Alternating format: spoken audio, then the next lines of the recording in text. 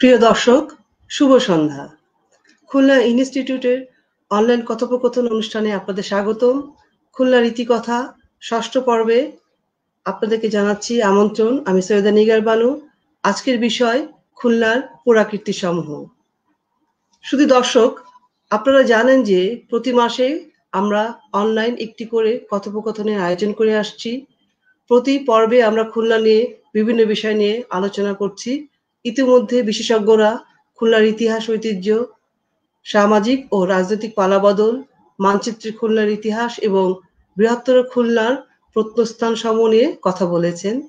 তারই ধারাবাহিকতায় আজকে আমরা খুলনার পুরাকীর্তি সমূহ নিয়ে কথা বলার জন্য আমন্ত্রণ জানিয়েছি বিশিষ্ট গবেষক এবং উপাধ্যক্ষ সরকারি সুন্দরবন আদর্শ কলেজের জনাব মিজানুর রহমানকে। জনাব মিজানুর রহমান, আপনাকে স্বাগতম। স্বাগত। আমাদের সাথে আরো আছেন খুলনা ইনস্টিটিউটের একজন প্রতিষ্ঠাতা সদস্য ডক্টর লিখন রহমান। ডক্টর লিখন সৈয়দপুর থেকে আমাদের সঙ্গে যুক্ত হয়েছেন। লিখন ভাই, আপনাকে স্বাগতম। আসসালামু আলাইকুম সকলকে, শুভেচ্ছা। অনুষ্ঠানে যাওয়ার আগে আজকে আমাদের মুখ্য আলোচক, তার সম্পর্কে দু চারটা কথা আমি বলতে চাই। ডক্টর মিজানুর রহমানের গবেষণার প্রিয় বিষয় বাংলাদেশের সাহিত্য ও প্রত্নতত্ত্ব।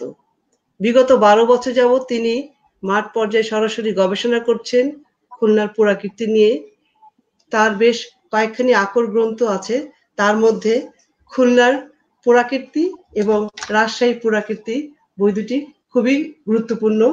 এছাড়া তার প্রায় অর্ধশতাধিক প্রতিবেদন বা হচ্ছে গিয়ে গবেষণাপত্র বিভিন্ন জার্নালে প্রকাশিত হয়েছেন। তিনি বর্তমানে খুলনার সরকারি আদর্শ সুন্দরবন আদর্শ কলেজের উপাধ্যক্ষ। আমরা সবাই জানি, বিশেষ করে যারা খুলনায় অধিবাসী তারা জানে যে বৃহত্তর খুলনায় পুরাকীর্তি অগণিত। খুলনাকে বলা যেতে পারে পুরাকীর্তির আকর ভূমি। এখানে যেমন আছে ভারতীয় সভ্যতার বিকাশ লগ্নের পুরাকীর্তি, তেমনি আছে বিভিন্ন শতকের ইতিহাস ও ঐতিহ্যকে ধারণ করে নানান পুরাকীর্তি সমূহ। ডক্টর মিজানুর রহমানের মাঠ পর্যায়ে গবেষণার ফলে বৃহত্তর খুলনার নানান পুরাকীর্তি, গুরুত্বপূর্ণ তথ্য, ছবি ও পুরাকীর্তির নিদর্শন জনসম্মুখে উঠে এসেছে, লিপিবদ্ধ হয়েছে গ্রন্থে। প্রিয় দর্শক, আজ আমরা খুলনার পুরাকীর্তি ও নিদর্শন নিয়ে অনেক অজানা কথা জানবো ডক্টর মিজানুর রহমানের কাছ থেকে। আপনারা আমাদের সঙ্গে থাকবেন, কমেন্টস করবেন, প্রশ্ন করবেন এবং আমাদেরকে উৎসাহিত করবেন। লিখুন ভাই, আমরা তাহলে অনুষ্ঠান শুরু করছি প্রথম প্রশ্ন দিয়ে। স্যার, আমাদের প্রথম প্রশ্ন, বিশেষ করে যারা সাধারণ মানুষ আমরা ঠিক জানি না যে আসলে পুরাকীর্তি সংজ্ঞা কি, বা কোন বস্তু বা নিদর্শনগুলোকে আমরা পুরাকীর্তি বলবো, এর মানদণ্ডই বা কি? স্যার। ধন্যবাদ উপস্থাপককে।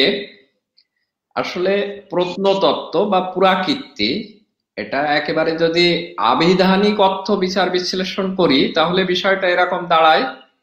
প্রত্ন অর্থ স্তূপ, পুরাতন অবশ্যই, আর তত্ত্ব অর্থ জ্ঞান। তাহলে আমরা যদি সংজ্ঞার বিশ্লেষণ করি একেবারে আবিধানিক অর্থ ধরে, তাহলে বোঝা যাবে যে পুরাতন বা প্রাচীন দ্রব্য বিষয়ক জ্ঞান। কিন্তু বর্তমান সময়ে আমরা পুরাকীর্তি বা প্রত্নতত্ত্ব বলতে যা বুঝি তা হলো এরকম কোন পুরাতন বিষয় চিহ্নিতকরণ, বিশ্লেষণ, সংরক্ষণ বা উপস্থাপন যা সময়ের সঙ্গে সঙ্গে প্রতিনিধিত্ব করতে হবে সেই সময়ের। যেমন একটা উদাহরণ দিই, ধরেন মোগল আমলের কথা বলতে গিয়ে আমরা সম্রাট আকবরের প্রসঙ্গ আনলাম। সম্রাট আকবর অনেক কাজই করেছেন, সব কিন্তু ইতিহাস নয়, কিন্তু তিনি দ্বীন ইলাহি বলে নতুন একটা ধর্ম প্রচার করার জন্য উদ্যোগী হয়েছিলেন। অথবা তার সময়ে আইনি আকবরী বা আকবরনামা যে লিখিত হলো, এগুলো ইতিহাসের উপাদান হিসেবে বিবেচিত হবে। তাহলে আমরা এক কথায় বলতে পারি পুরাতন সেই সমস্ত জিনিস যা সময়ের প্রতিনিধিত্ব করবে সেটা পুরাকীর্তির আওতায় আসবে। এর আগে সংজ্ঞা বিশ্লেষণ করতে গিয়ে প্রত্নতত্ত্বের সংজ্ঞা যেভাবে নির্ধারিত হতো তাতে সময়ের ব্যাপ্তি বিবেচনা করা হতো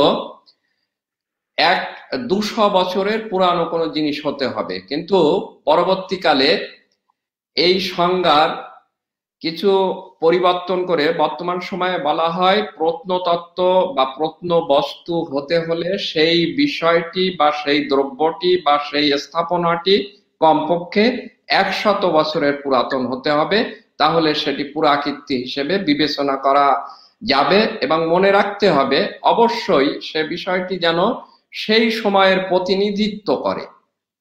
একেবারে সহজ কথায় বিষয়টা বিশ্লেষণ করলে এরকমই দাঁড়ায়।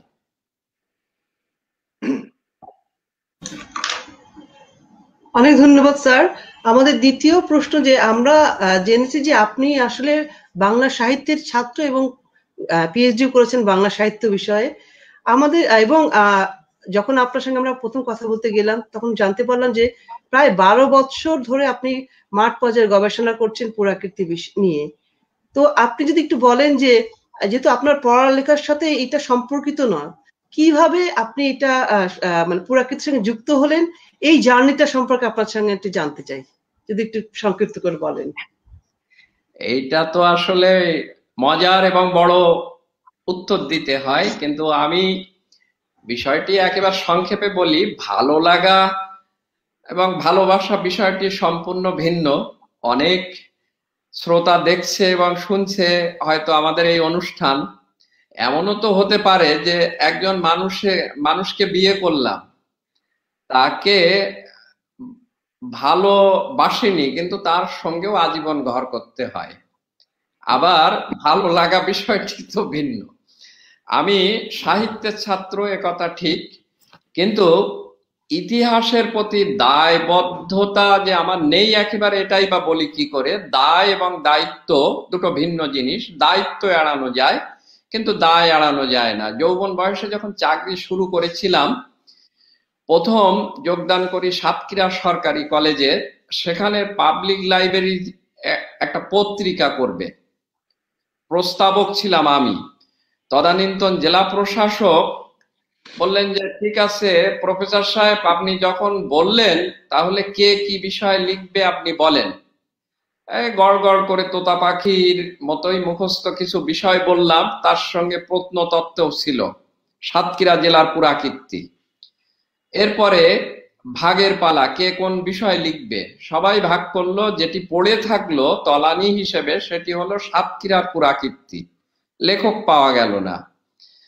আমি ইতিহাসের ছাত্র নই এবং ছাত্র জীবনে কোনোদিন প্রাতিষ্ঠানিক ইতিহাস আমার পড়ার সুযোগ হয়নি। আমার ব্যাকগ্রাউন্ড সায়েন্স। আমার তো প্রত্নতত্ত্ব সম্পর্কে কোনো জ্ঞানই নেই, কিন্তু তলানি পড়ে থাকা সেই বিষয়টি শেষ পর্যন্ত আমাকে নিতে হলো। এবং যখন কাজ শুরু করলাম তখন দেখলাম যে আসলে বিষয়টি লেখার নয়। আমি বারবার যে কথাটা বলতে চাই এবং বলতে চেয়েছি সেটা হলো এই, ইতিহাস হলো অনুসন্ধানের বিষয়। ইতিহাস কোনোদিন লেখা যায় না। অনুসন্ধান করতে গিয়ে বিস্তর পরিশ্রম করলাম এবং কোনো মতে একটা বিষয় খাড়া করলাম, বলা যেতে পারে সেটা কঙ্কাল। পরবর্তীকালে সেই কঙ্কালের গায়ে অস্থি মাংস মজ্জা দিয়েছি, হয়তো ভালো হয়নি, কিন্তু একটা কাঠামো দাঁড় করানো গিয়েছে বিভিন্ন আঞ্চলিক ইতিহাসের। খুলনা, সাতক্ষীরা, সবশেষে এখন বাগেরহাট নিয়ে কাজ করি। এভাবেই যাত্রাটা শুরু। এবং প্রেমে পড়া, পুরাকীর্তির প্রেমে পড়া, সেই যে প্রেমে পড়লাম তারপরে আর ছাড়তে পারিনি। কেননা কাজ করতে করতে এক সময় বোধ এবং বীক্ষণ আমাকে যে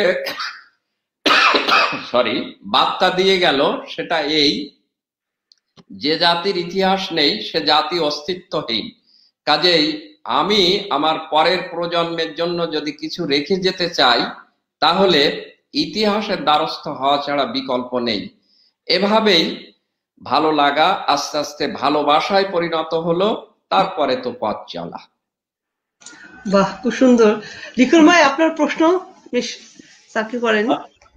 আমি স্যারের আলোচনা শুনে, এতক্ষণের আলোচনা শুনে আমার মধ্যে যে প্রশ্নটা এই মুহূর্তে জাগলো, যে নিঃসন্দেহে এই কাজটি করতে গিয়ে ওনার যে ব্যাকগ্রাউন্ড ছিল বা পরে সাহিত্য সংক্রান্ত পড়াশোনা করতে গিয়ে যখন আসলে কাজে নামলেন, এবং সেই কাজ আসলে দেখা যায় শতাব্দী প্রাচীন বা সহস্রাব্দ প্রাচীন বিষয়ের, সেখানে তার গবেষণা করার ক্ষেত্রে অনেক রকম প্রতিবন্ধকতা আছে, তথ্যের অপ্রতুলতা আছে, মানুষের কাছে তথ্য যেভাবে বিশৃঙ্খল ভাবে আছে এবং যা অসমর্থিত ভাবে আছে, সেখান থেকে একদম বিজ্ঞান মনস্ক দৃষ্টিভঙ্গিতে সেই কাজটি করে ওঠা নিঃসন্দেহে খুব আহ কঠিন একটা যাত্রা তার ছিল।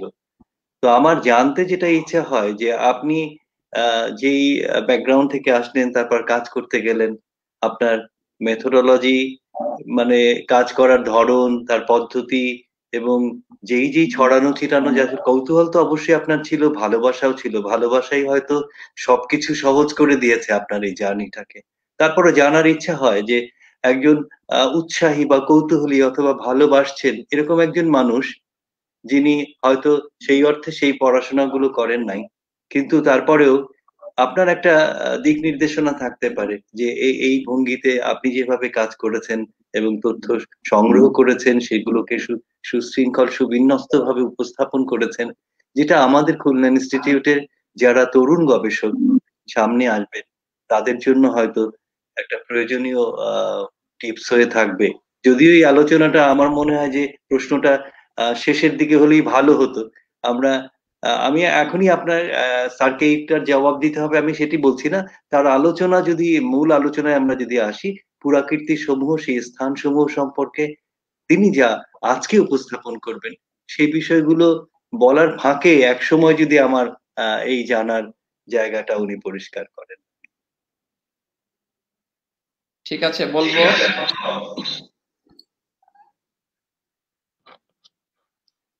উপস্থাপকের মাইকটা অফ আছে মনে হয়। হ্যাঁ, আমরা একটা তথ্য স্যার জানি যে খুলনা জেলার জন্ম তারিখ 25 এপ্রিল, মানে মোটামুটি একটা জানা বিষয় ছিল, কিন্তু আপনার গবেষণা এটাকে ভ্রান্ত প্রমাণ করেছে। এই বিষয়টা না আমরাও খুব বিভ্রান্ত আসলে স্যার। আপনি যদি একটু ঠিক করে বলেন, বা আপনি যদি বলেন যে প্রামাণিক আপনি কি ধরনের জিনিস পেয়েছেন যেটার জন্য আমরা বলতে পারি যে 25 এপ্রিল খুলনা জেলার জন্মদিন নয় স্যার, যদি। তার আগে উপস্থাপকের কাছে আমার একটা প্রশ্ন থাকলো, যে 25শে এপ্রিল আপনারা যে আড়ম্বরের সঙ্গে খুলনা জেলার জন্মদিন পালন করেন, এই তথ্যটি যদি সত্য হয়ে থাকে তাহলে এই সত্য তথ্য আপনারা কোথায় জানলেন? এখন বলতে হবে না, যদি আপনার জানা থাকে বলবেন। আগেই বলে নিয়েছি আমি যে ইতিহাস লেখার কোনো বিষয় নয়, ইতিহাস অনুসন্ধানের বিষয়, এবং ইতিহাস প্রতিনিধিত্ব করে সত্যের। বিষয়টি খুব সন্তর্পণে, পর্যবেক্ষণের দৃষ্টিতে, এবং বলা যেতে পারে জীবন্ত রাখি আমি সবসময় মাথায়। কেননা আমার ভিতরে এক ধরনের ভীতি কাজ করে। আমি ইতিহাসের ছাত্র নই, ইতিহাস কোনোদিন পড়িনি। তা আমি আমার বন্ধুদের বলি মজা করে যে তোমরা যে ইতিহাস লেখো, এই যে ইতিহাসের বিভ্রান্তি, মনে রাখতে হবে ইতিহাস পাতিহাস নয় যে তা জবাই করে তার মাংস খেলাম, আবার রাজহাঁস নয় যে বকতখানায় তার জল কেলি উপভোগ করলাম। এটা ইতিহাসের উপাদান। পরের যে কথাটা বললাম, খুলনা নিয়ে গবেষণা করতে গিয়ে আমি দেখলাম বিভ্রান্তিকর তথ্য। যে জনপদের পুরাকীর্তির সন্ধান করছি, সঙ্গত কারণে সেই জনপদের ইতিহাস জানতে হয়েছে আমাকে প্রথমে। ইতিহাস জানতে হলে আমার অগ্রজ ঐতিহাসিক যারা, তাদের দ্বারস্থ হওয়া ছাড়া আমার গত্যন্তর নেই, কারোরই মনে হয় থাকে না। অগ্রজ ইতিহাস বলতে আমাদের সামনে যে সমস্ত ঐতিহাসিকদের আমরা পাই, আকর গ্রন্থ হিসেবে বিবেচনা করি সতীশচন্দ্র মিত্রের যশোর খুলনার ইতিহাস, এফ.এম. আব্দুল জলিলের সুন্দরবনের ইতিহাস, জেমস ওয়েস্টল্যান্ডের এ রিপোর্ট অফ যশোর, এই বিষয়গুলো আমি সংগ্রহ করলাম। করার পরে দেখলাম যে জন্ম ইতিহাস নানান রকম জটিলতার জটে আবদ্ধ। কেমন বলি, আমি এই জনপদের ইতিহাস উদ্ধার করতে গিয়ে সবচেয়ে বেশি যার দ্বারস্থ হয়েছে তিনি হলেন সতীশচন্দ্র মিত্র। সতীশচন্দ্র মিত্র যশোহর খুলনার ইতিহাস লিখেছেন 2 খণ্ডে। প্রথম খণ্ডে তিনি বলছেন যশোহর অতি প্রাচীন রাজ্য, অতি অল্প দিন হইল খুলনা ব্র্যাকেটে দেওয়া আছে 1882 ইহা হইতে বিচ্যুত হইয়া পৃথক জেলারূপে পরিণত হইয়াছে।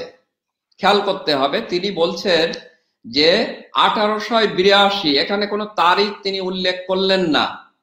আবার দ্বিতীয় খণ্ডে গিয়ে তিনি বলছেন 1881-82 অব্দে বঙ্গীয় গভর্নমেন্ট স্থির করিলেন যে খুলনাকে কেন্দ্রস্থল করিয়া সুন্দরবনের জন্য একটা পৃথক জেলা গঠন করা প্রয়োজন। এজন্য যশোহরের মধ্য হইতে খুলনা ও বাগেরহাট মহকুমা এবং 24 পরগনার মধ্য হইতে সাতক্ষীরা মহকুমা লইয়া খুলনা একটি নূতন জেলায় পরিণত হইল। এটা দ্বিতীয় খণ্ডে বলছেন। এই যে প্রথম খণ্ড এবং দ্বিতীয় খণ্ডে তিনি খুলনা জেলার জন্ম ইতিহাস উল্লেখ করলেন। প্রথম খণ্ডে তিনি বললেন 1882 খ্রিস্টাব্দে, এখানে কোনো দিন তারিখ তিনি উল্লেখ করলেন না। দ্বিতীয় খণ্ডে তিনি আবার একটা বিভ্রান্তি দোলাচলে পাঠকদেরকে দোলালেন। তিনি বললেন 1881-82 এই 2 খ্রিস্টাব্দের উল্লেখ করলেন। তাহলে সতীশ মিত্র কাছ থেকে আমি ব্যর্থ হলাম। ব্যর্থ হওয়ার পরে আমি FM আব্দুল জলিলের সুন্দরবনের ইতিহাসে খোঁজার চেষ্টা করলাম যে খুলনার জন্ম তারিখ কত, জেলা হিসেবে জন্ম হয়েছে কবে। বাংলা বলতে আগে আমরা বুঝতাম বাংলা, বিহার, উড়িষ্যা, সে সমস্ত অনেক ইতিহাস এই স্বল্প সময়ের আলোচনায় এগুলো বলা যাবে না। FM আব্দুল জলিল সুন্দরবনের ইতিহাসে দা স্টেটমেন্ট পত্রিকার বরাত দিয়ে বলছেন জেলা হিসেবে খুলনা প্রথম যাত্রা শুরু করে 1881 সালের 1 মে থেকে। ভালো করে খেয়াল করতে হবে, তিনি বলছেন জেলা হিসেবে খুলনা যাত্রা শুরু করলো 1881, কিন্তু নয়। ওই একই জায়গায় পৃষ্ঠা মাত্র 2 পৃষ্ঠার ভিতরে তিনি জন্ম ইতিহাস নিয়ে আরো 2-3টি মন্তব্য করছেন। তিনি বলছেন 1882 খ্রিস্টাব্দে খুলনাকে জেলায় পরিণত করা হয়। আবার বলছেন 1882 সালে জেলা সৃষ্টি হইয়া কার্য আরম্ভ হয়। তাহলে স্টেটমেন্ট পত্রিকা তিনি বরাত দিয়ে জন্ম ইতিহাস উল্লেখ করলেন বটে, কিন্তু তথ্য যে যাচাই করেননি এটা আমরা দ্বিধাহীন চিত্তে এখন উচ্চারণ করতে পারি, কেননা মাত্র 2 পৃষ্ঠার ভিতরে তিনি জন্ম ইতিহাসের সন বদল করেছেন 2 বার। গেজেটিয়ারের দ্বারস্থ হলাম।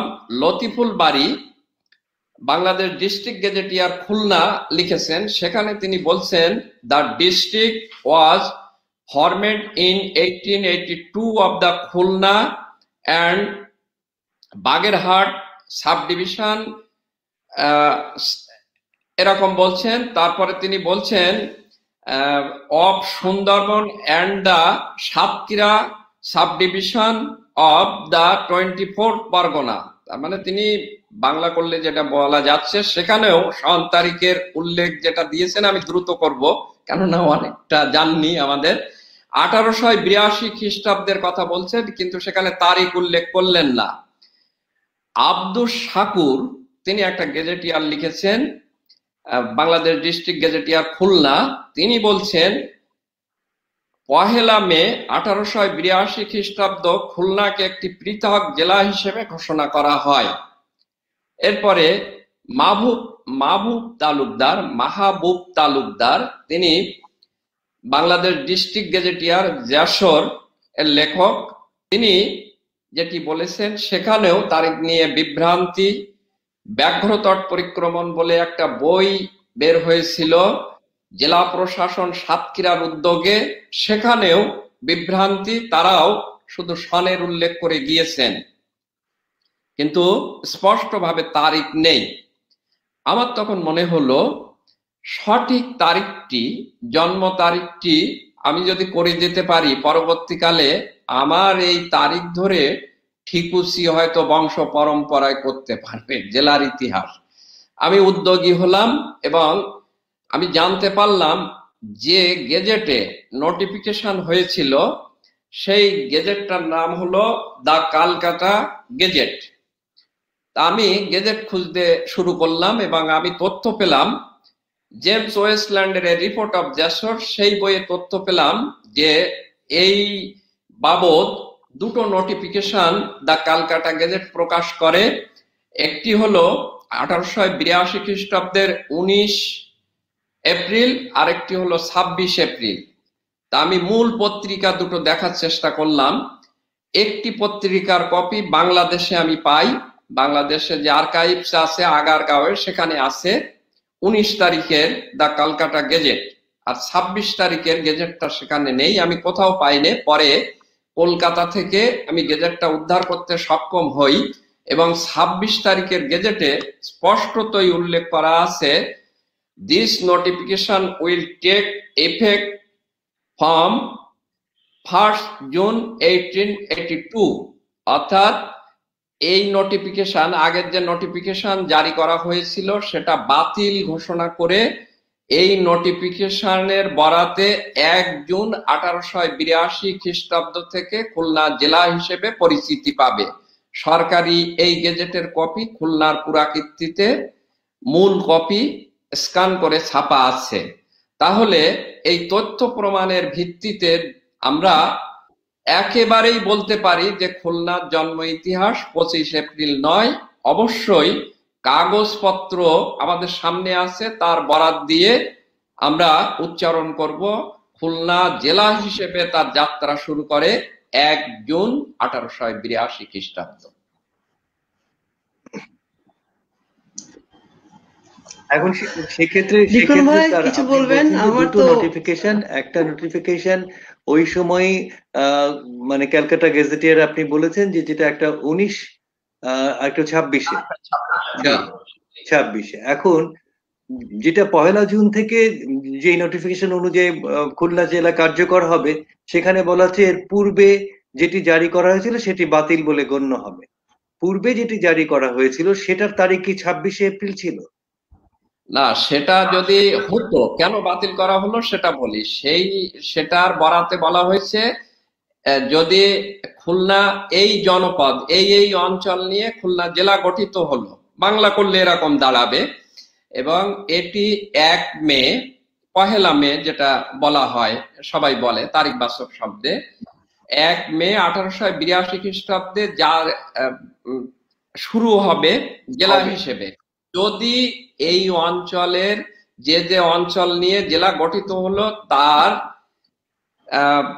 জন্য কোনো দাবি উত্থাপিত না হয়, কোনো ক্লেম না আসে, কিন্তু একটা বিষয় নিয়ে দাবি উত্থাপিত হলো এবং সেই অঞ্চলটি তারা যশোরের করতে চাইলো, সেটা নিষ্পত্তি করা হলো এবং সেই নিষ্পত্তির বরাতে আগের নোটিফিকেশনটা বাতিল বলে গণ্য হলো। হওয়ার পরে 1 মের পরিবর্তে 1 জুন হিসেবে যাত্রা শুরু করলো। নোটিফিকেশনে বলা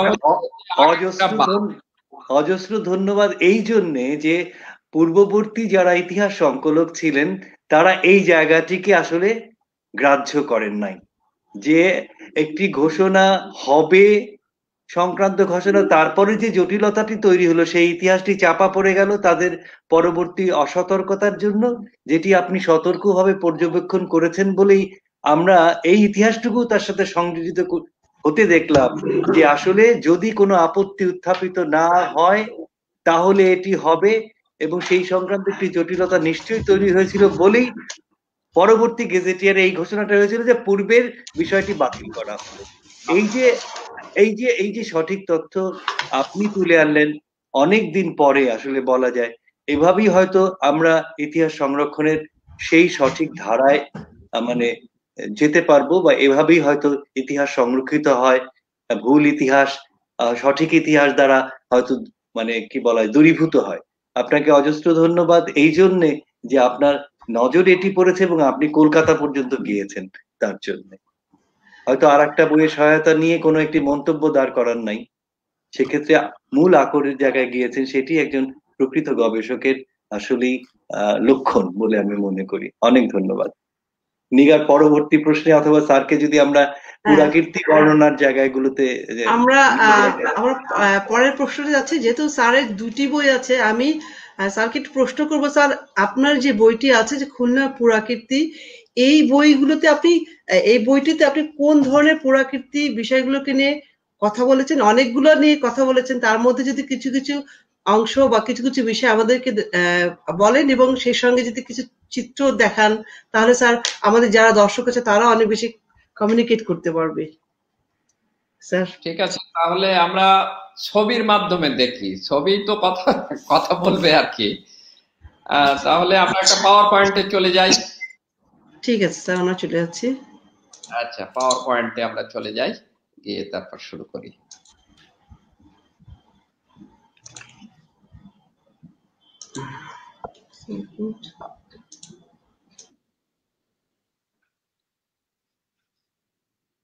এটা মনে হয় পুরোটা দিয়ে দিলে হয়।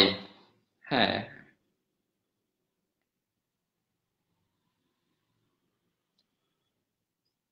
আমরা যে মসজিদটার ছবি দেখছি এটা খান-ই-জাহানের সময়কার সুলতানি আমলের মসজিদ। খান-ই-জাহান দক্ষিণবঙ্গে আসেন। বাগেরহাটের পুরাকীর্তি নিয়ে যদি কোনোদিন আমরা বসি কথা বলি, সেদিন কিছুটা আলোচনা হয়তো করা যাবে। খান-ই-জাহান দক্ষিণবঙ্গে আসার পরে খালিফাতাবাদ নামে যে রাজ্য প্রতিষ্ঠা করেন, তারপরে তিনি তার বিশ্বস্ত শিষ্যদেরকে বিভিন্ন অঞ্চলে প্রেরণ করতেন। বর্তমান জনপদের যে অঞ্চলে আমরা এই মসজিদটি দেখি তার আদি নাম হলো আমাদি।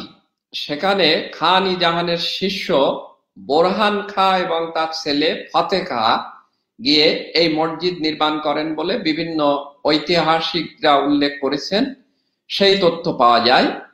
এবং এই মসজিদের নির্মাতা বা স্থপতি যিনি ছিলেন, আর্কিটেক্ট যিনি ছিলেন, পরবর্তীকালে গবেষণা করতে গিয়ে আমরা দেখেছি খান-ই-জাহানের ঘোড়া দিঘির পূর্ব পাশ নয়, ওটা পশ্চিম পাশে একটি 7 গম্বুজ মসজিদ আছে। সেই মসজিদের মাপ এবং এই মসজিদের মাপ একই অনুমান করা যেতে পারে, যেহেতু খান-ই-জাহানের সময়কার। এতে আমরা কোনো নির্মাণ ফলক পাইনি, তবে এই মসজিদটি অত্যন্ত নান্দনিক এবং মসজিদটি দেখলেই পাঠকরা বুঝতে পাচ্ছেন যে 7 গম্বুজ মসজিদের সঙ্গে এর সাদৃশ্য আছে। আর বিস্তারিত বর্ণনা তো আছে, তবে এই মসজিদের একটি ব্যতিক্রমী জিনিস আমরা পেয়েছি পোড়ামাটির কাজের সঙ্গে। আমরা পরবর্তী স্লাইডে যদি দেখি তাহলে দেখব, পরবর্তী স্লাইড, প্রধান প্রবেশদ্বারে মিহরাব সাদৃশ্য প্রতিকৃতি। মনে হবে আপনি ঢুকতেছেন এবং ইমাম সাহেব মিহরাবে দাঁড়িয়ে যেখানে নামাজ পড়ান, যে কোনো মুগ্ধ দর্শক যদি পর্যবেক্ষণের দৃষ্টিতে অবলোকন করেন তাহলে তার মনে হবে মিহরাবটা তুলে এনে ছোট করে মনে হয় প্রবেশ দ্বারে আছে। আমি বহু মসজিদে সরজমিন অনুসন্ধান করার জন্য গিয়েছি, এরকম বিষয় আমার নজরে পড়েনি। এই ব্যতিক্রমী বিষয়ের জন্য এটি বিশিষ্টতার দাবিদার। এই মসজিদ ছাড়াও আরো একটা মসজিদের কথা বলতে পারি।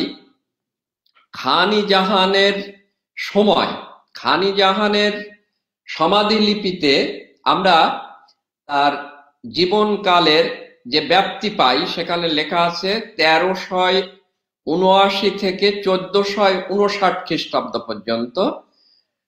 এ প্রসঙ্গে বলে নেওয়া ভালো, খান-ই-জাহানের সমাধিতে যে লিপি ফলক পাওয়া যায়, এখন গেলে অনেকেই হয়তো দেখবেন যে গ্লাভ দিয়ে ঢাকা আছে।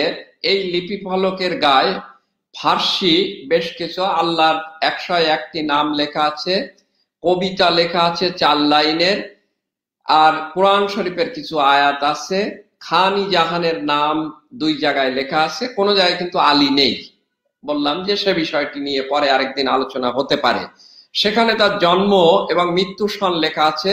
জন্ম সন 1379, মৃত্যু সন 1459 খ্রিস্টাব্দের যদি বিচার করি, আমরা যদি খেয়াল করি তাহলে দেখবো এই খুলনা জনপদে বিভিন্ন স্থানে তিনি ধর্ম প্রচারকদের প্রেরণ করেছিলেন, এবং ওই সময়ে যদিও লিপি ফলক সম্বলিত মসজিদের অনুপস্থিতিতে আমাদের সামনে, কিন্তু খুলনার ভিতরেই ডুমুরিয়ায় পড়ে, ডুমুরিয়ার আরশনগরে একটি মসজিদ আমরা পাই। সেই মসজিদে ফার্সি ক্যালিওগ্রাফির যে লিপি ফলক আছে, লিপি ফলকটি বইয়ে দেওয়া আছে, খুলনার পুরাকীর্তি বইয়ে।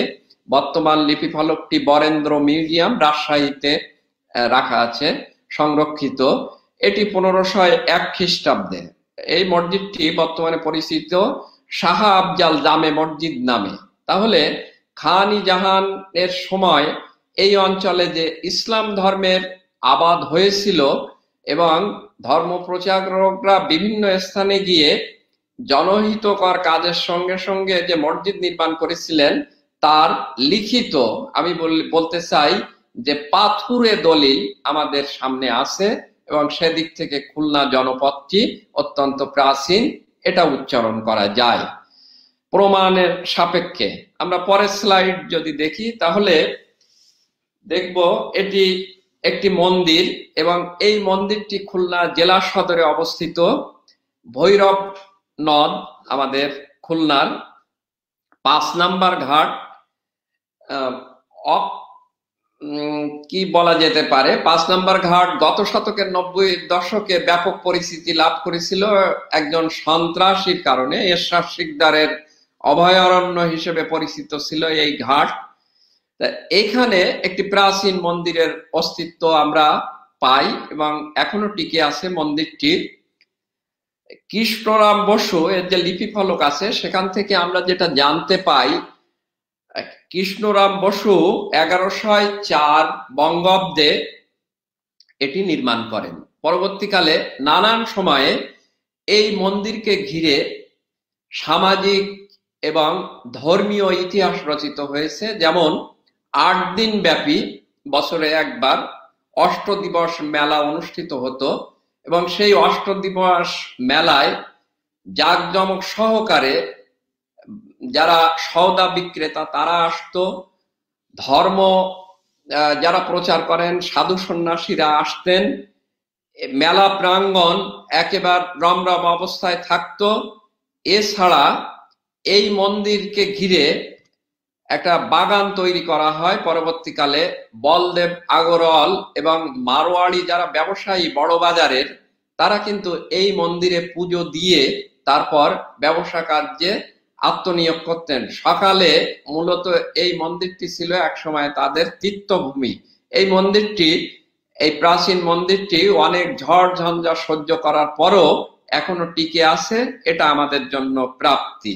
আবার এর পাশে পাশে পরের স্লাইডে আমরা যদি দেখি তাহলে দেখব এই যে একটা লিপি ফলক, এটার অনেক ইতিহাস আছে, এবং আমি একটি বই লিখছি ইতিহাস খোঁজার ইতিহাস, সেখান থেকে চিলতে বলার লোভ সম্বরণ করতে পারছি না।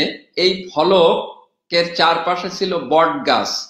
সেই বট গাছ কাটতে গিয়ে যেদিন আমি এই জায়গায় কাজ করতে যাই, হাতে ক্যামেরা ছিল এবং কি মনে করে বাবু সেজে গিয়েছিলাম এই তথ্য উদ্ধার করতে, সেদিন ওই বট গাছের ডালে পাতায় থাকা ঝাল পিঁপড়া, লাল পিঁপড়া যেটা, সেই লাল পিঁপড়া বেরিয়ে আমি যে বাবু ছিলাম আমাকে কাবু করে দিয়েছিল। কিন্তু অবশেষে আমরা এই ফলকটি বের করতে পেরেছিলাম, অর্থাৎ ক্যামেরার চোখের সামনে আনতে সক্ষম হয়েছিলাম। এই ফলকটা পাওয়ার পরে দেখা যাচ্ছে যে ফলকে পোড়া মাটির দিয়ে, অর্থাৎ ইটির উপরে লেখা আছে, কিন্তু হরফগুলো দর্শকরা হয়তোবা দেখতে পাচ্ছেন। আমরা যেটুকু উদ্ধার করতে পেরেছি, এখানে লেখা আছে প্রশান্তি শ্রী গোপীনাথ সমা ক্ষিতি সুর সূত্রকে কৃষ্ণ রাসেও দীনেশ শ্রীহরি। আমরা এটুকু উদ্ধার করতে পেরেছিলাম, এবং অনুমান করা যেতে পারে যে এর উপরের যে অংশটুকু, সে অংশটুকু ভেঙে না পড়লে আরো ভালো কিছু তথ্য আমরা উদ্ধার করতে পারতাম। কিন্তু অগ্রজ ঐতিহাসিকদের একজন এই লিপি ফলকের লিপিটা দেখেছেন এবং তার দেওয়া তথ্যের উপর ভিত্তি করে আমরা যে সিদ্ধান্তে পৌঁছেছি এটি 1749 খ্রিস্টাব্দে মল্লিক বংশীয় গোপীনাথ গোস্বামী বলে জনৈক ভদ্রলোক এই মন্দিরটি নির্মাণ করেছিলেন। মহেশ্বর প্রাসাদ জোড়বাংলা মন্দিরের অবস্থা এখন অত্যন্ত করুণ। প্রত্নতত্ত্ব অধিদপ্তর এই মন্দিরটি তাদের সংরক্ষণের তালিকায় যোগ করেনি। যদি করত তাহলে হারিয়ে যাওয়া এই মন্দিরের শেষ অংশটুকু অন্তত রক্ষা পেত এবং ইতিহাসের শেষ চিহ্নটুকু আমরা রাখতে সক্ষম হতাম। এরপরে যে মন্দিরটিতে যাব আমরা, একটা ট্রাকোটার কাজ দেখব। মহেশ্বর প্রাসাদ জোড়বাংলা মন্দিরের এই যে অংশটা আমরা দেখছি, এই ট্রাকোটা নান্দনিক ট্রাকোটা, এবং এই যে জায়গাটা এটা অত্যন্ত ছিল, ইতিহাস খোঁজার ইতিহাসে আবার যেতে হয়। আমরা সেদিন হলো 3 টাকা দিয়ে হুইল পাউডার কিনে তারপরে পাশের বাড়ির একজনের বালতি নিয়ে ঘষে ঘষে তুলে তারপরে এই ছবিটা তুলেছিলাম আমরা। এখনো এর কতটুকু অবশিষ্ট আছে আমি জানি না, কিন্তু এর যে কাজ আমরা যেটুকু দেখতে পাই তাহলে তাতে দেখতে পাচ্ছি যে ধর্মীয় ইতিহাসের সঙ্গে সামাজিক ইতিহাস ফুটিয়ে তোলার যে রেওয়াজ ছিল মহেশ্বর প্রাসাদ জোড়বাংলা মন্দির, তার ছিল একটা উৎকৃষ্ট উদাহরণ। অশ্বারোহী এক ব্যক্তিকে আমরা দেখছি ঘোড়ার পিঠে চাপা, এবং একজন সেই ঘোড়াটা ধরে নিয়ে যাচ্ছে, তার এক পাশে ফুল আছে, এবং উপরের দিকে যদি তাকাই তাহলে অস্পষ্টতার ভিতরেও যেটুকু উকি দিচ্ছে সেখানে নানান রকমের চিত্র দৃশ্যমান হয়। আমরা এর পরের স্লাইডটা দেখি।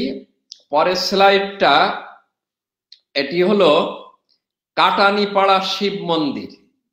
আমি যখন খুলনার পুরাকীর্তির সন্ধান করি তখন খোঁজ পেলাম যে কাটানীপাড়া অর্থাৎ নদীর ওপারে এই দিঘলিয়া উপজেলায় একটি মন্দির আছে, সেটি পুরানো হতেও পারে। আমরা অনুসন্ধান করে গেলাম, অনুসন্ধান করার পরে দেখলাম যে বাঁশবাগানের ভিতরে, যেহেতু ওই জমি জমা এখন ভোগ দখল করছে মুসলমানরা, বাঁশবাগানের ভিতরে একটি মন্দির একেবারে মরে যেতে যেতে কোন রকমে শেষ নিঃশ্বাস প্রশ্বাসটুকু নিয়ে অপেক্ষা করছে। আমরা গিয়ে পরীক্ষা নিরীক্ষা করলাম।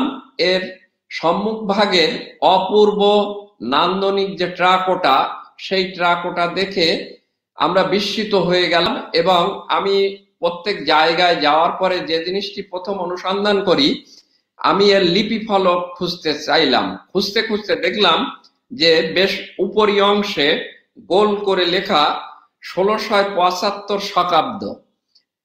একেবারে তড়িৎ মাথার ক্যালকুলেটরকে হিসেব করতে বলে দিলাম, মাথা জানালো খ্রিস্টাব্দের হিসেবে এটি 1753 খ্রিস্টাব্দের।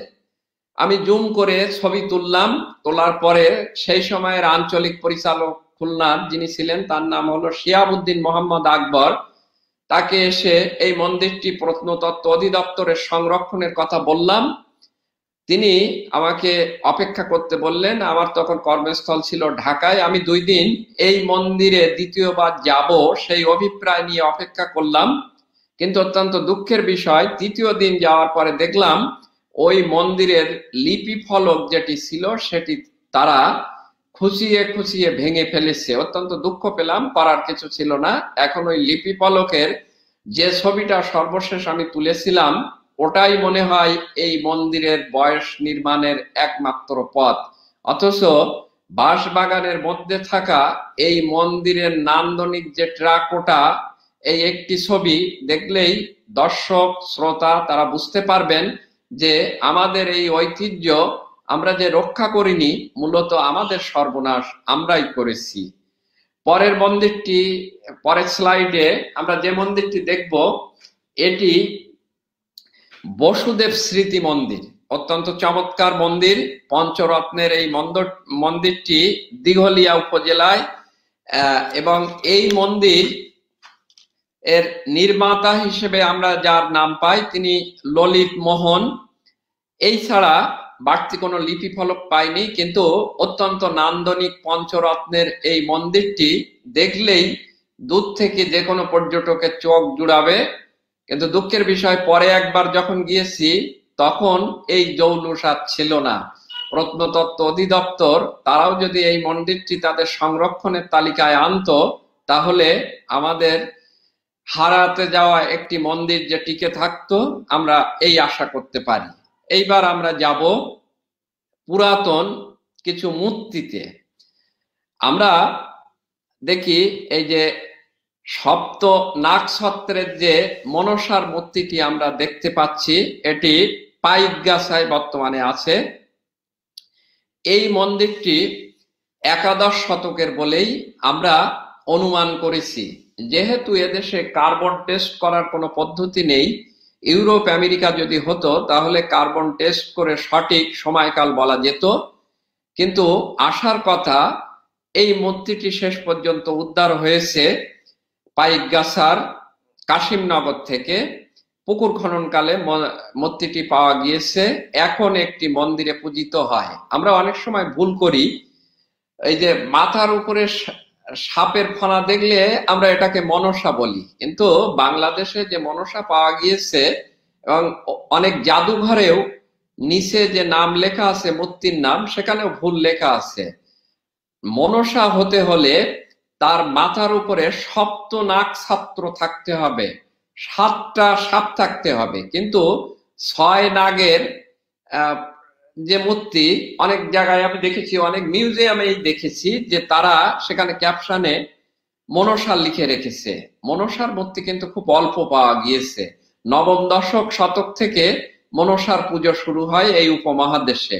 আমি মূর্তি বিশারদদের এই মূর্তিটি দেখিয়েছি এবং তাদের সঙ্গে মিলে আমরা যে সিদ্ধান্তে উপনীত হয়েছি, তারপরেও ব্র্যাকেটে মানে আনুমানিক শব্দটি লিখে দিয়েছি আমরা, এটি একাদশ শতকের। অর্থাৎ একাদশ শতকে পাইকগাছা অঞ্চলে যে জনবসতি ছিল এবং বেশ ভালো রকমের জনবসতি ছিল, পূজা অর্চনা হতো, সে বিষয়টা প্রমাণ নিশ্চিত করে প্রাপ্ত এই মূর্তিটি। এর পরের স্লাইডে আমরা যে মূর্তিটি দেখব, এই মূর্তিটি আমাদের জন্য অহংকার, ভারতবর্ষের জন্য অহংকার, এবং এই মূর্তিটি এখনো মন্দিরে আছে, কিন্তু আর হয়তো বেশি দিন থাকবে না। এবং আমি বুঝতে পারি না যে এর জন্য আমি কোনো দোষের ভাগী হব কিনা, কেননা এখন তারা এখানে পূজা করেন, কিন্তু এটা দুষ্প্রাপ্য, দুষ্মূল্য একটি মূর্তি। এই মূর্তিটি ষষ্ঠ শতকের মূর্তি এবং এই মূর্তির নাম হলো বাসুদেব বিষ্ণু। কাশিমনগরের রামনগর মৌজায় পুকুর খননকালে এই মূর্তিটি পাওয়া যায়। আমরা যে বিষ্ণুর যে 4 হাত দেখি, শঙ্খ চক্র গদা পদ্ম, এটির কিন্তু 4টে হাত আছে। দর্শক খেয়াল করলে দেখতে পাবেন তার উপরের 2 হাতে, এক হাতে বাম হাতে শঙ্খ আছে, ডান হাতে বরদ মুদ্রা অর্থাৎ আশীর্বাদের ভঙ্গি, আর নিচের যে 2টো হাত, সেই 2 হাতে ঋষিতুল্য একজন পুরুষ, ডান হাতে মহিলা এবং বাম হাতে পুরুষ আছে। এটি অত্যন্ত দুষ্প্রাপ্য এবং আমাদের জানা মতে ব্রিটিশ মিউজিয়ামে ষষ্ঠ শতকের বিষ্ণু মূর্তি একটি সংরক্ষিত আছে। তাছাড়া বাংলাদেশের কোনো মিউজিয়ামে এই মূর্তি সংরক্ষিত নেই। এটি আমাদের খুলনার জন্য তো গর্বের, আমাদের দেশের জন্য তো অবশ্যই গর্বের।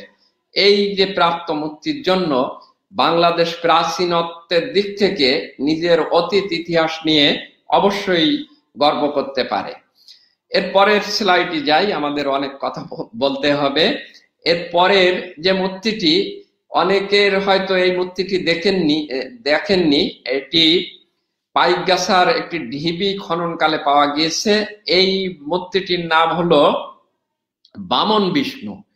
এই বামন বিষ্ণু অত্যন্ত ছোট, কিন্তু প্রত্যেক মূর্তির আলাদা আলাদা বৈশিষ্ট্য আছে।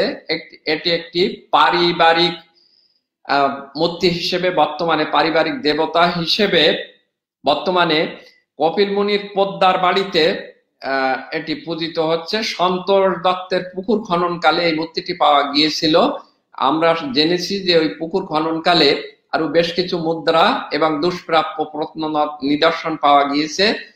প্রত্নতত্ত্ব অধিদপ্তর যদি অনুসন্ধান করে হয়তো এই বিষয়ে আরো কিছু তথ্য পেতে পারে। এরপরের স্লাইডে আমরা দেখি কিছু প্রাচীন বাড়ি আছে। পরের স্লাইডটা আর আগে আমরা এই যে জিনিসটা বের হলো, এইগুলো হচ্ছে প্রাচীন যে জনপদ ছিল এটা পাইকগাছার রেজাকপুরে। রেজাকপুরটা একটা আর্কিওলজিক্যাল জোন হিসেবে অভিহিত করা যেতে পারে। মাটি খুঁড়লেই কিছু না কিছু পাওয়া যায় এবং ওই অঞ্চলে আমরা সার্ভে করেছিলাম 1 সপ্তাহের মতো। আমাদের কাছে বিস্তর খোলামকুচি কড়ি, তারপরে মাটির পুঁথি, পাথরের পুঁথি, এ সমস্ত নানান নিদর্শন আছে। ওই অঞ্চলটি ঢিবিগুলো যাচাই বাছাই যদি ভালোভাবে করা যেত তাহলে আমরা আরো বেশ কিছু প্রত্ন নিদর্শন পেতাম। আমরা পরের স্লাইড দেখি। এই পরের স্লাইডে দেখব যে রেজাকপুর ঢিবির ইট, এই দুটো ইট বর্তমানে পাইকগাছা পাবলিক লাইব্রেরিতে সংরক্ষিত আছে। অত্যন্ত নান্দনিক পোড়ামাটির কাজ, দেখলেই বোঝা যাবে কি সুন্দর নান্দনিক ছিল। আর আরেকটি টেরাকোটার কাজ আছে। নেকজান বিবি বলে এক মহিলা, তিনি পেয়েছিলেন ওই ইটটি, কাউকে দেননি তিনি লোকের বাড়িতে কাজ করেন, কিন্তু ওই মহিলা তার রান্নাঘরে ওই ইটটি রেখেছেন। ওই ইটের একটা ছবি আমি খুলনার পুরাকীর্তিতে ছাপার লোভ সম্বরণ করতে পারিনি, সেটি অত্যন্ত নান্দনিক। পদ্ম ফুলের পোড়ামাটির কাজ খুবই সুন্দর। আমরা যেতে পারি এর পরের স্লাইডে। মসজিদ মন্দির বললাম, এই বাড়িটি অনেকেই চেনেন এবং এই বাড়ি সম্পর্কে জানেন। এটি জগৎ বিখ্যাত রবীন্দ্রনাথ ঠাকুরের শ্বশুর বাড়ি।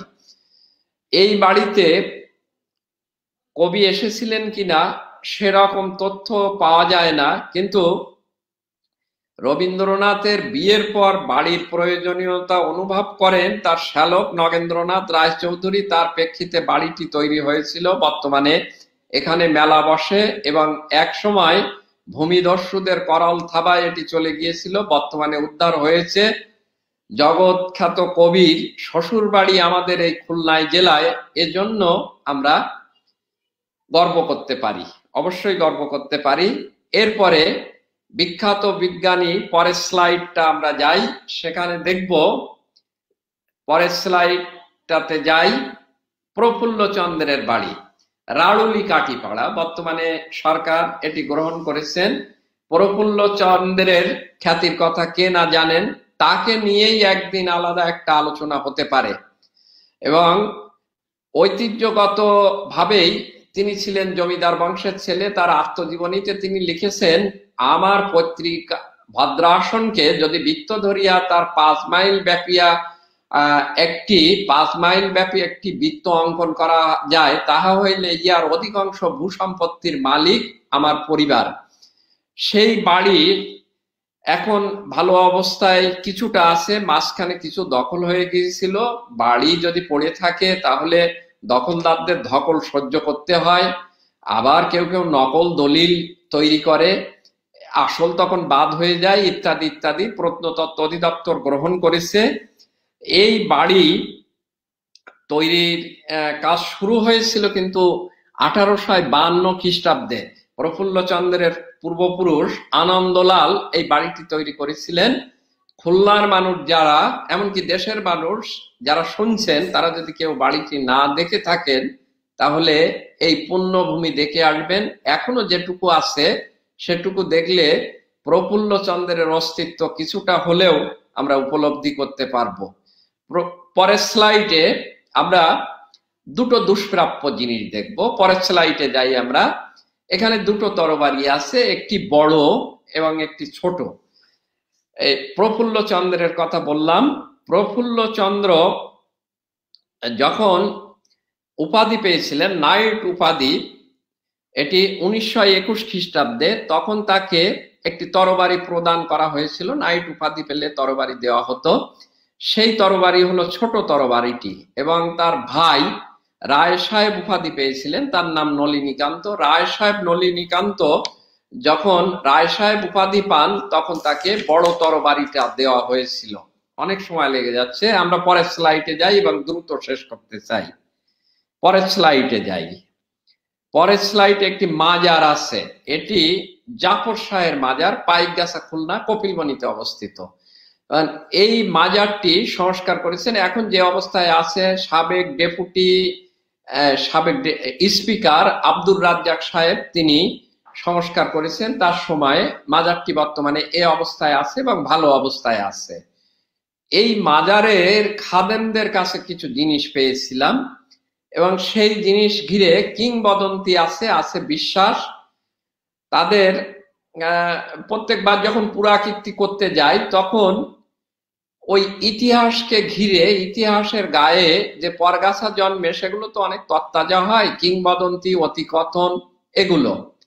তো তারা পীরের অলৌকিক অনেক গল্প করলেন, আমি এইগুলো প্রতিবাদও করিনি, শুধু শুনি।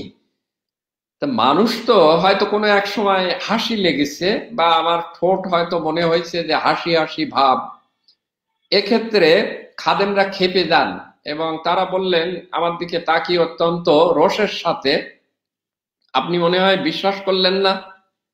তা আমি বললাম, না, বিশ্বাস অবিশ্বাসে, আমার বিশ্বাস অবিশ্বাসে কি আসে যায়? তো এই যে গল্প করলেন যে হুজুর এক রাত্রে পুরুষ তাল গাছকে মেয়ে তাল গাছ তৈরি করলেন, অথবা হুজুরের যে তসবি দানা সে প্রত্যেকদিন কাঁচা দুধ খাইতো, এ আপনি দেখেছেন নাকি আপনি শুনেছেন আপনার আব্বার কাছ থেকে, আপনার আব্বা শুনেছেন তার আব্বা অর্থাৎ আপনার দাদার কাছ থেকে, এইভাবে চলে আসছে না? তা বলছে না, এইগুলোর প্রমাণ আছে আমাদের কাছে। প্রমাণ থাকলে তো তাহলে দেখান।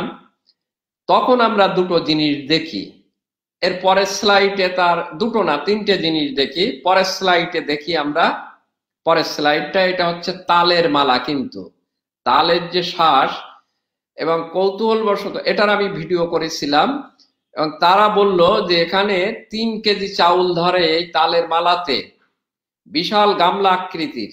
আমরা তখন পরীক্ষা করার জন্য বললাম কি তাহলে চাউল আনেন, এবং চাউল ঢালা হলো 3 কেজি বা হয়তো সমপরিমাণ চাউল, কিন্তু এই একটি তালের মালার এক অংশে রাখা যায়।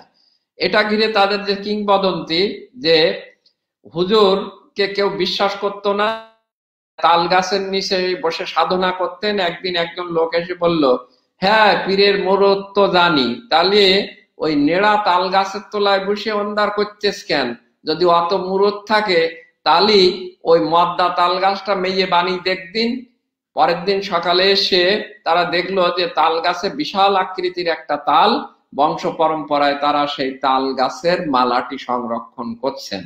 কিংবদন্তি, অতিকথন, সত্যতা থাক বা না থাক, তালের মালাটি কিন্তু এখনো তাদের কাছে সংরক্ষিত আছে।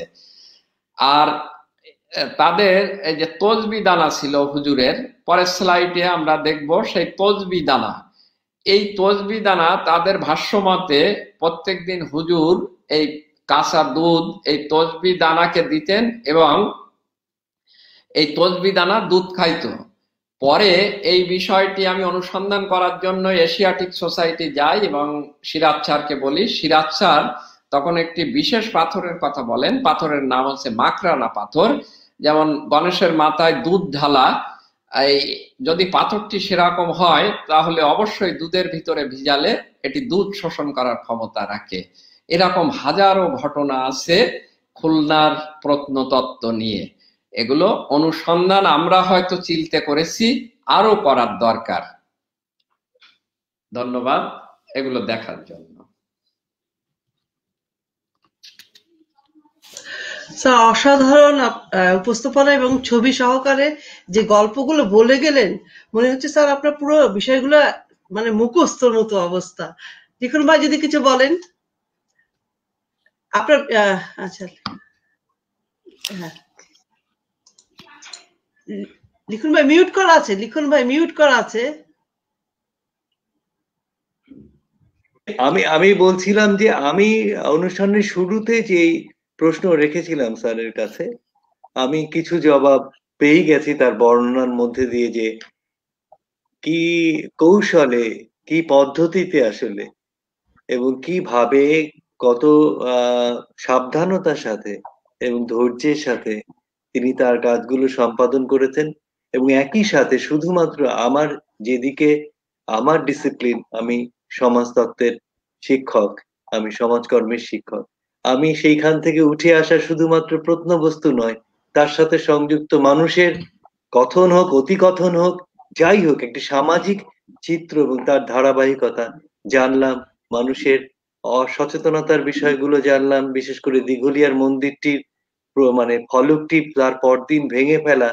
হয়তো তাদের আশঙ্কা ছিল যে এটি যখন নজরে পড়েছে তাহলে এর পরের দিন এসে হয়তো এই জমিটি অধিগ্রহণ করা হবে, তাদের দখলি সত্ত্ব থাকবে না, এরকম একটি আশঙ্কার জায়গা থেকে ভেঙে ফেলার বিষয় হচ্ছে। এবং একই সাথে প্রত্নতাত্ত্বিক অধিদপ্তরের আহ দৃষ্টি আকর্ষণ আমরা এই অনুষ্ঠানের মধ্যে দিয়ে করতে পারি যে উনি এর মধ্যেই এমন কিছু নিদর্শন চিহ্নিত করেছেন যা যদি অতি দ্রুত সংরক্ষিত না হয়, তার যা অবশিষ্ট আছে সেটুকু হয়তো আমরা হারাবো। তো এই অনুষ্ঠানটির আরেকটি মাত্রা দাঁড়িয়ে গেল ওনার উপস্থাপনায়, এবং উনি যেভাবে বললেন তার মধ্যে দিয়ে আসলে এটা অনেকটা চোখ খুলে দেওয়ার মতো আলোচনা। খুলনাবাসী হিসেবে আমাদের মনে হতে পারে যে আমাদের এখনো যা আছে তা খুবই জরুরি ভিত্তিতেই সংরক্ষিত হওয়া দরকার। আমি আশা করি খুলনার প্রত্নতাত্ত্বিক অধিদপ্তরের এখানের যে অফিসটি আছে তারা বিষয়গুলো জানবেন, হয়তো দেখছেনও কেউ কেউ, অথবা আমরা তাদের জানাবো, যার মধ্যে দিয়ে এগুলো আসলে সংরক্ষিত হবে। অজস্র ধন্যবাদ স্যারকে। স্যার আপনাকে মানে মধ্য পর্যায়ে ধন্যবাদ দিচ্ছি, কিন্তু ফাইনাল ধন্যবাদ হাতে শেষে দিব।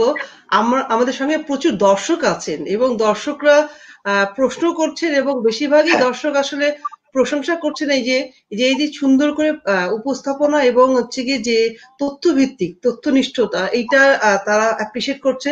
স্যার দু একটা প্রশ্ন কি নেব দর্শকের? অবশ্যই অবশ্যই অবশ্যই নেবেন, দর্শকরাই তো আচ্ছা, প্রাণ। একজন অনন্যাতুজ ফারজানা, সরি, অনন্যাতুজ ফারজানা বলে একজন লিখছেন যে জোড়া শিব মন্দির প্রাঙ্গণে যে মেলা হতো সেটির নাম বীরা মেলা নামে পরিচিত বলে একটি লেখায় পড়েছিলাম। এটির সত্যতা স্যার জানাতেন যদি। এই বিষয়ে বলছি সে। এই মেলার নাম আমি যেটি পেয়েছি অগ্রজ ঐতিহাসিকদের, সেটি তারা বলছে যে অষ্ট দিবস মেলা। এখন হয়তো থাকতে পারে, আমার অজানা, হয়তো থাকতে পারে, আমি পেয়েছি অষ্ট দিবস।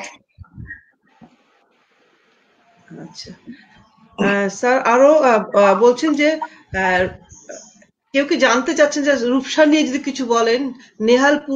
নেহাল ফকিরের ঢিবি আর তিলকপুর ব্রজলাল চক্রবর্তী জমিদার বাড়ি নিয়ে জানতে চাচ্ছেন অনেকে আছেন। তারপরে হচ্ছে অনেকে বলছে যে গণেশের মাথায় দুধ ঢালা এটা বোকাস মানে মন্তব্য করছেন, কিন্তু একটা জিনিস আমরা মন্তব্যগুলো পাঠ করে যেটা বুঝতে পারছি, অনেকে বলছে যে খুলনায় কি প্রত্নতত্ত্ব কোনো জাদুঘর আছে কিনা, না থাকলে এটা কেন হচ্ছে না। তো এই সরকারি বিষয়গুলোতে আসলে আমরা আমাদের কাছে তেমন কোনো উত্তর নেই, কিন্তু একটা বিষয় হয়তো আমরা তাদের কাছে প্রশ্ন নিতেই পারি যে স্যার ব্যক্তিগতভাবে আমরা আপনার কথা শুনলাম যে প্রত্নতত্ত্ব অধিদপ্তরকে আপনি অবহিত করতেন যে বিভিন্ন গবেষণার বিষয়ে। তো এই বিষয়ে আসলে আরো কি করা যেতে পারে, মানে সাধারণ মানুষের বা যারা গবেষণা করছেন যে সরকারি অধিদপ্তরগুলোকে সম্পৃক্ত করুন, এই বিষয়ে যদি ছোট্ট করে একটু বলেন, তারপরে আমরা অন্য বিষয়ে চলে আসবো। এটা হলো সবার সচেতনতা প্রয়োজন। যে যে অবস্থানে আছে, চোরের ওপর রাগ করে যদি আমি মাটিতে ভাত খাই সেটা সমীচীন হবে না বলেই আমার বিশ্বাস। প্রত্নতত্ত্ব অধিদপ্তর, তাদের লোকবল কম, বা জানা এখনো পর্যন্ত বিস্তৃত অবস্থায় তারা কাজ করতে পারে না, হয়তো অর্থের দীনতা থাকতে পারে, নানান ঘটনা হতে পারে। কিন্তু ব্যক্তি উদ্যোগে আমি যে কথাটি বললাম, দিঘলিয়ার একটি মন্দিরের কথা বললাম, নানান জায়গায় আমরা দেখেছি। আবার সরকারি মানুষের ভিতরে অসচেতনতা দেখেছি। এ নিয়ে একজনের রোষে পড়েছিলাম আমি। গোপালপুর বলে একটি জায়গা, পরবর্তীকালে প্রত্নতত্ত্ব অধিদপ্তর মন্দিরটি সংরক্ষণের আওতায় নিয়েছে। ওটি প্রতাপাদিত্যের কাকা বসন্ত রায়, তিনি ওই জায়গায় মন্দির স্থাপন করেছিলেন, গোবিন্দ দেবের মন্দির, এবং ওই মাটির ঢিবি, ওই স্থানের মাটির ঢিবি খনন করার পরে যে ইট বের হয়েছিল, অত্যন্ত নান্দনিক পোড়ামাটির কাজ, যেটাকে আমরা টেরাকোটা বলতাম আগে। আমি যখন সন্ধান পাওয়ার পরে সেখানে গেলাম, দেখলাম যে ওই ইট ভেঙে খোয়া তৈরি করে বিক্রি করা হচ্ছে, এবং তারা এক পর্যায়ে বলল যে এখানে আমরা প্রশাসনের অনুমতি নিয়েছি। এই বিষয়টা নিয়ে আমি আবার জেলা প্রশাসক এবং সেই সময় টিওনের সঙ্গে কথা বলি। তারা সবাই যে এই বিষয়গুলো নিয়ে আগ্রহী এমনটি নয়। এখন একজন দুজন মানুষের ভালোবাসা নয়, যারা দেখছেন আপনারা বা প্রশ্ন করছেন, আপনার কাছে হয়তো আপনার দাদার আমলের ছোট একটা মুদ্রা আছে, এটি আপনি সংরক্ষণ করেন, আজকে হয়তো কোনো কাজে লাগলো না, কিন্তু কে বলতে পারে ওই মুদ্রায় একদিন আপনার অস্তিত্বের ইতিহাস হবে, আপনার বংশে পাওয়া গেল। এরকম বহু নিদর্শন আমরা পেয়েছি। আমরা পুঁথি পেয়েছি এই অঞ্চল থেকে। ফোর্ট উইলিয়াম কলেজ প্রতিষ্ঠিত হওয়ার 10 বছর পূর্বে আমরা ঝরঝরা বাংলার পুঁথি পেয়েছি, সেখানে মন্ত্রতন্ত্র আছে, তাল পাতার পুঁথি পেয়েছি। এবং সেই মন্ত্র যদি বলি, সেখানে ভাষার ইতিহাস নতুন করে লেখা হবে। যেমন এই বশীকরণ মন্ত্র, সেখানে বলা হচ্ছে তেল পড়ার মন্ত্র, একজন তেল দিয়ে আরেকজনের বশ করবে। এ সমস্ত বশে কাজ হবে না, কিন্তু আমার ইতিহাসটা তো সত্য। সেখানে বলা হচ্ছে ইন তেল বিন তেল তেল তেল এই তেল সর্বাঙ্গ শরীরী রত্ন হয়ে মন তোর পবনে করিলাম সার, অমুকের অন্য বিদ্যার মন ছেড়ে আমার এই কণ্ঠে করো ভার, কার আজ্ঞে রাম সীতা শ্রীরামের আজ্ঞে শিগগির করে লাগবে। এই ভাষা যদি আমরা বিশ্লেষণ করি তাহলে একেবারে আধুনিক ভাষার মতো, অথচ ফোর্ট উইলিয়াম কলেজ যাত্রা শুরু করে 1800 খ্রিস্টাব্দে। তারপরেই আমরা বলছি যে বাংলা গদ্যের, আধুনিক গদ্যের গোড়াপত্তন হলো ফোর্ট উইলিয়াম কলেজের মাধ্যমে। কিন্তু তারও আগে যে পুঁথি আমরা পেয়েছি এই অঞ্চলে, সেটা এখনো কোনো মিউজিয়ামে যায়নি। সেখানে যে গদ্য, সে গদ্য কিন্তু একেবারে ঝরঝরে বাংলা গদ্য। এখন ওই ভদ্রলোক যদি ওই পুঁথি দুটো সংরক্ষণ না করতেন, তাহলে আজকে আমি এই যে কথা বলছি, এ কথাটা বলতাম কিভাবে? সে কারণে কে এগিয়ে আসলো কি আসলো না, সরকার কি দিল না, এই আশায় হাপিত্যেশ না করে আমার অবস্থান থেকে আমি যেটুকু পারি, আমার শক্ত সামর্থ্য যেটুকু আছে সামর্থ্য, সেটুকু যদি আমি করি তাহলেই মনে হয় মঙ্গল। আমি এক অনুষ্ঠানে বলছি যে সবার ভালো কাজ করতে হবে। একজন শ্রোতা এসে বলল যে আপনি তো বললেন অনেকের উপকার করতে হবে, এই করতে হবে, আমার তো এরকম সামর্থ্য নেই, আমি কি করব? তা আমি তারে বলেছিলাম, মনে পড়লো প্রসঙ্গক্রমে তাই বলছি, আমি বললাম যে আপনি পথ দিয়ে হেঁটে যাচ্ছেন, দেখলেন যে একটা গরু ধান খাচ্ছে, আপনি গরুটা তাড়িয়ে দিলেন, আপনি তো একটা উপকার তারে করলেন। এই উপকারটুকু করবেন। বা পথ দিয়ে হাঁটছেন, দেখলেন যে পথের মধ্যে একটা ঢিল আছে, আপনি সরিয়ে এক পাশে দিলেন, আপনি কম উপকার করলেন না, একজন পড়া থেকে বাদ হলো। এজন্য যার যেটুকু আছে, বহু জায়গায় আমি দেখেছি কয়েন পেয়েছে তারা। এই যে বাগেরহাটে কাজ করতে যাই, অনেক কয়েনের ছবি তুলেছি, এবং প্রশ্নকর্তা যদি আমাকে এই প্রশ্ন করবেন কিনা আমি জানি না, সময়ও কম, যে কি করে এগুলো সংগ্রহ করা যায়, যেটি লিখন আগেই করেছিলেন আর কি, সংগ্রহ করা যায়, এর পদ্ধতি আছে নানান ধরনের। তা যার কাছে যেটুকু আছে, আমরা খান-ই জাহানের সময়কার মুদ্রা কিনা জানি না, কিন্তু বহু মুদ্রার আমি ছবি তুলেছি, এবং আমি এখন আশান্বিত হচ্ছি যেহেতু খান-ই জাহানের টাকশাল ছিল, হয়তো বা তার সময়কার মুদ্রাও আমরা পেতে পারি। এজন্য যার যে অবস্থান আছে, ব্যক্তি উদ্যোগে সেটুকু তিনি সংরক্ষণ করলেই মঙ্গল, আমাদের ইতিহাস বাঁচবে। স্যার, আপনি যেটা বললেন যে তাহলে কি ব্যক্তি পর্যায়ে কি সংরক্ষণের উপায় কোনো আছে কিনা, অথবা এটা পাওয়ার সঙ্গে সঙ্গে অধিদপ্তরকে অবহিত করা দরকার আছে কিনা, মানে এই বিষয়গুলোকে একটু যদি খোলাসা করে আর একটু বলতেন। না, ব্যক্তি কেউ উদ্যোগে যদি পুরাকীর্তি কিছু পায়, পুরাকীর্তি সরকার নিয়ম অনুযায়ী সরকার যে কোনো সময় আপনার কাছে রক্ষিত পুরাকীর্তি নিতে পারেন, কারণ প্রত্নসম্পদ সরকারের, এটা তাদের আইনে আছে। কিন্তু সংরক্ষণের যে বিষয়টা, যেমন আমরা যদি দেখি হাবিবুল্লাহ পাঠান শুরু করেছিলেন ওয়ারি বটেশ্বর যে জায়গা, তিনি কিন্তু ব্যক্তিগত একটা মিউজিয়াম তৈরি করেছেন সরকারের অনুমতি সাপেক্ষে। তবে এই জিনিসগুলো ব্যক্তিগতভাবে, যেমন ধরেন আমার কাছে যে জিনিসগুলো আছে এই জিনিসগুলো কিন্তু আমার সম্পত্তি নয় বা সম্পদ নয়, এটি মিউজিয়ামকে দেওয়া সমীচীন। কিন্তু আপনি যদি মনে করেন যে এই পুরানো জিনিসটি আপনি রাখবেন, তাহলে রাখতে পারেন, আচ্ছা, তবে এই অবশ্যই সেটি আমি একটা একটা একটা আলোচনার সূত্রপাত এখানে ঘটাতে চাই, যদিও আলোচনাটা বিশদ করা সম্ভব নয়।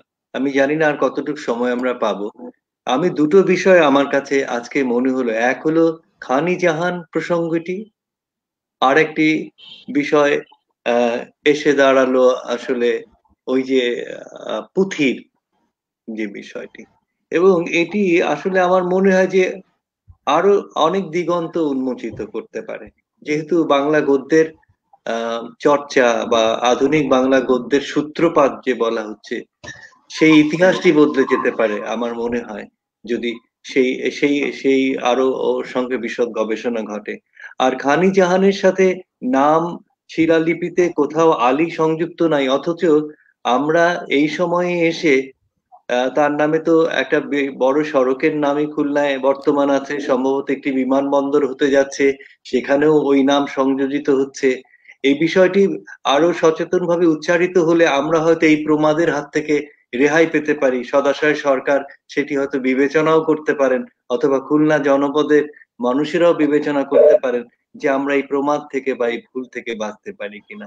সেটিও খুলনা ইনস্টিটিউটের আজকের এই জায়গা থেকে সেই কথাটি অতি মৃদু স্বরে হলেও আজকে উত্থাপন আমরা করতে পারি, যে আমরা এই প্রমাদ থেকে বাঁচি, যে ভুলগুলো আছে, যেগুলো ইতিহাসে ভুল সন্নিবেশিত হয়ে আছে, তা থেকে রক্ষা পাই। এবং বিশেষ করে আমার আগ্রহ, স্যারের কাছে দাবিও থাকবে যে ওই পুঁথিটির গদ্য রীতি বা গদ্যের ধরন নিয়ে আরো কিছু সহায়ক কোনো সূত্র তথ্য যদি পাওয়া যায়, তাহলে এটি একটি বড় কাজ এর সূত্রপাত হবে বলে আমার মনে হয়। ধন্যবাদ। না, এখন আহ, আমরা আমরা দাবি তুলতে পারি, কিন্তু আমাদের ক্ষমতা যেটুকু সেটুকুই কলম পর্যন্ত, এর বেশি আমাদের তো ক্ষমতা নেই। তবে প্রকৃত সত্য উদ্ঘাটন হওয়া উচিত। প্রচলিত সত্য এবং প্রকৃত সত্যের ভিতরে বিস্তর ব্যবধান। মনে রাখতে হবে যে জিনিসটি, ইতিহাস লিখতে পারেন তিনি যিনি মানুষ। ইতিহাস লেখা কিন্তু হিন্দুরও কাজ নয়, মুসলমানেরও কাজ নয়, বৌদ্ধেরও কাজ নয়, খ্রিস্টানেরও কাজ নয়।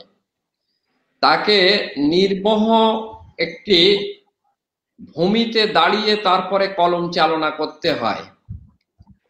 এখন আমাদের যে প্রবণতা, খান-ই জাহান তাকে আলী বানানোর যে চেষ্টা, বা খুলনার জন্ম ইতিহাস আমরা শুনলাম যাচাই বাছাই না করে, আমরা হুজুগে বাতলাম, মিছিল করলাম, মিটিং করলাম, এই সচেতনতা এখানে লিখন রহমান আছেন, নিগার বানু আছেন, খুলনা ইনস্টিটিউট আছে, আমরা বলতে পারি।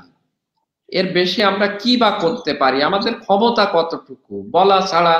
আমরা তথ্য প্রমাণ দিচ্ছি, তথ্য প্রমাণ এখন দুজন মারামারি করছে, করার পরে বললো যে আমি যদি হেরে যাই তাহলে আমার বউকে দেব। আমি সাহিত্যের ছাত্র তো এই জন্য একটু গল্পও করি, শ্রোতারা হয়তো বিরক্ত হয়ে যাচ্ছেন এত একাডেমিক আলোচনা শুনতে গিয়ে। তা বললো যে, বউ বললো যে আমারে দিবা তুমি, তুমি আমাকে এরকম ভালোবাসো? তা বললো আমি হারলে তো তারপরে, আমারে বুঝাবে তো তারপরে, এখন যদি আমি না বুঝি আচ্ছা তাহলে আমাকে বুঝাবে কিভাবে? আমি আগে তো হারবো, তারপরে তো বউ দিতে হবে।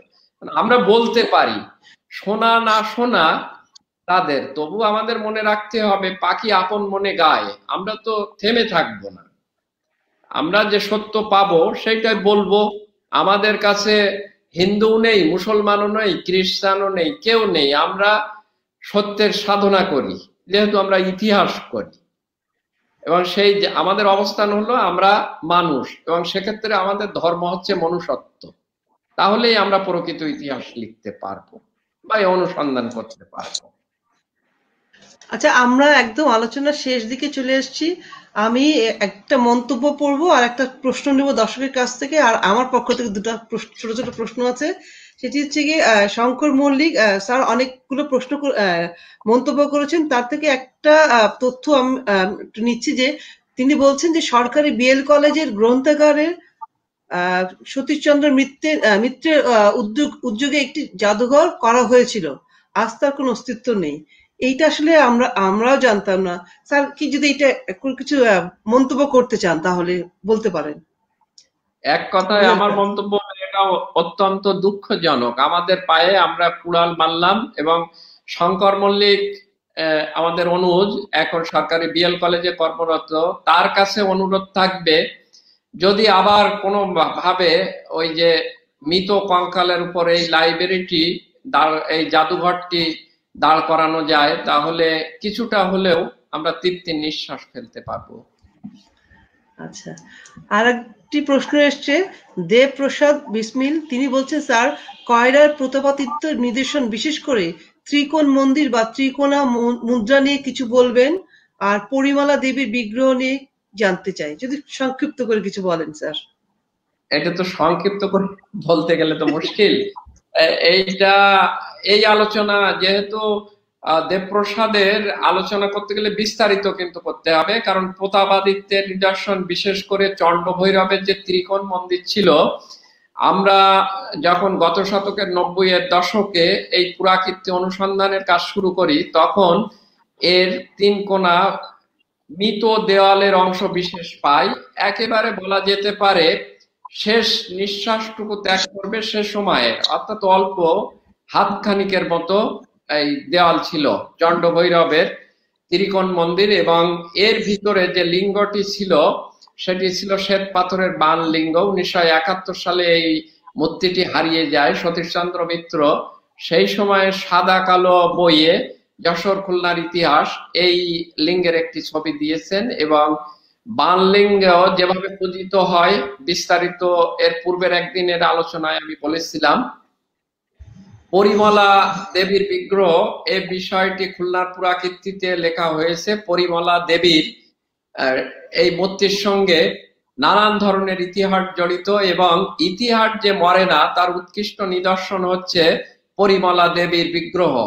কয়েকবার হারিয়ে গিয়েছে, নদীর পানিতে চাপা পড়েছে, কিন্তু শেষ পর্যন্ত এই মূর্তিটি উদ্ধার হয়েছে এবং বর্তমানে এই মন্দিরটি নতুন একটি কপোতক্ষের গর্ভে না হারিয়ে গিয়ে সেখানে পূজিত হচ্ছে। এটি হচ্ছে কয়রাতে পূজিত হচ্ছে পরিমলা দেবীর মূর্তি। বিস্তারিত লিখেছি খুলনার পুরাকীর্তিতে, আজকে সময় কম, আরো তো বলাই। আমার একটা ছোট প্রশ্ন আছে স্যার, আমরা আপনার সঙ্গে যখন আলোচনা করছিলাম এই পর্বটি নিয়ে তখন আপনার কথা প্রসঙ্গে জানতে পেরেছি, আমি জানি না এখানে প্রশ্ন করা ঠিক হবে কিনা, তারপরেও আমি মানে সাহস করে বলেই ফেলছি যে আপনার কাছে আপনি যখন গবেষণা করছিলেন তখন আপনি কিছু পুরাকীর্তি নিদর্শন আপনি নানান ভাবে পেয়েছেন, কেউ দিয়ে দিয়েছে সংরক্ষণ করার জন্য অথবা আপনি নিজেও পেয়েছেন। তো এই বিষয়ে যদি দুই একটা বিষয়ে কথা বলতেন, এবং আমাদের জানতে ইচ্ছা করছে যে আপনার ভবিষ্যৎ পরিকল্পনা কি এই পুরাকীর্তি নিদর্শনগুলো নিয়ে যদি বলেন। এক্ষেত্রে অনেকেরই এখন জিজ্ঞাসা, হয়তো আপনাকে লেখেননি কিন্তু অনেকেই জানতে চাইবেন যারা একটু সচেতন, যে এই যে লোকটা কথা বলছে বিজানুর রহমান, সে এতগুলো জিনিস কোথায় পাইল? একজন মানুষের কাছে গেল আর সেকে দিয়ে দিল।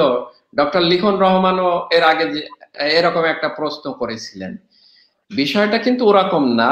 আপনি গেলেন, আপনি যতই কেতাদুরস্ত ভদ্রলোক হন, আপনি গেলেন আর একজনের কাছে সংরক্ষিত একটি জিনিস আছে চাইলেন দিয়ে দিল, এমনটি নয়। এক্ষেত্রে আমার ব্যক্তিগত কিছু কৌশল আছে। কৌশলগুলো এরকম যে আমি যে অঞ্চলের কাজ করি, আগে বিভিন্ন অঞ্চলে মানুষের বিশ্বাসযোগ্যতা অর্জন করার জন্য সেই অঞ্চলে কিছু বন্ধু বান্ধব থাকে। এই অঞ্চলেই তো আমি বেড়ে উঠেছি।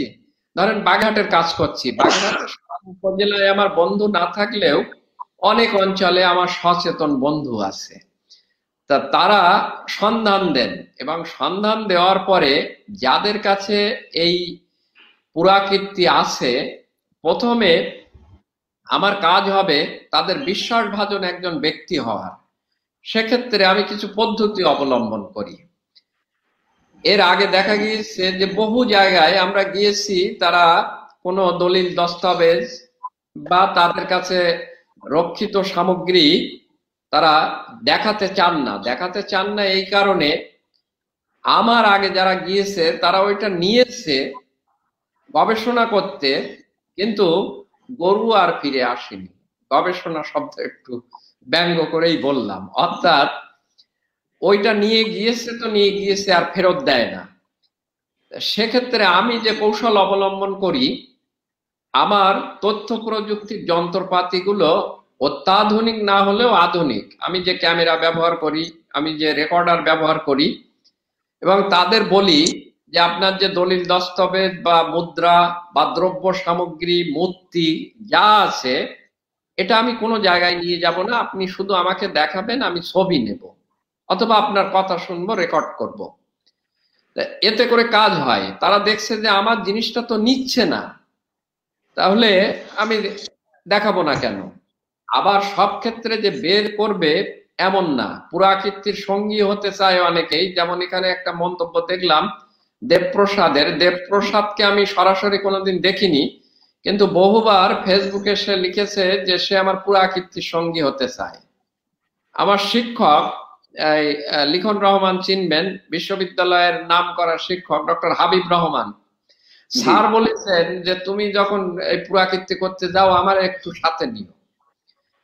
এখন এই সমস্ত জ্ঞানী, উদ্যমী, উৎসাহী মানুষ সব ক্ষেত্রে যে আমি নেব মাঠ পর্যায়ের কাজ করতে গিয়ে এমন নয়। কেন নয়?